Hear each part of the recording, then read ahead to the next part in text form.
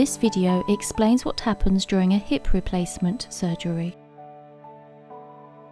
A hip replacement is a common operation to remove worn or damaged parts of your hip joint and replace them with an artificial joint. It is often recommended if other treatments, such as physiotherapy or steroid injections, haven't helped reduce pain or improve mobility.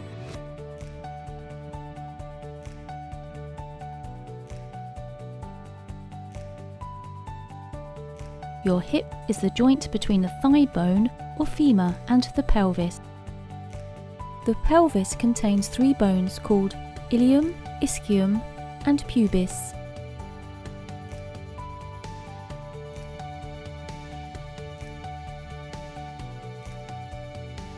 The hip joint is a ball and socket joint. The round head of the femur rests in a cavity, the acetabulum, that allows the rotation of the limb.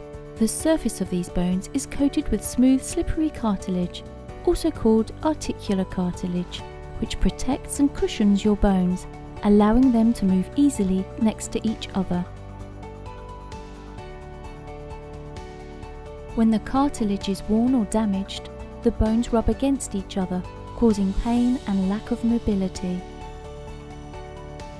Under anaesthetic, the surgeon will remove both the socket and the top of your thigh bone. The replacement components are the metal head and a plastic cup, which are then inserted back into the socket of your pelvis. A replacement ball on a stem will be inserted into your thigh bone.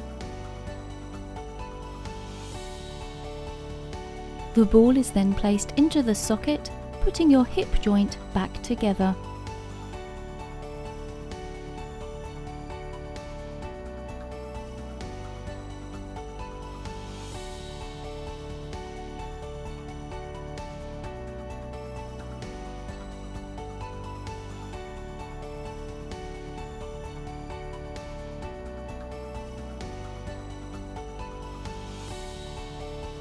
The surgery usually takes around 90 minutes. You should be able to leave the hospital after 3 to 5 days. For the first weeks after the surgery, you'll need a walking aid, such as crutches, to help support you. Physiotherapy will help strengthen your muscles and ensure your new hip works at its best.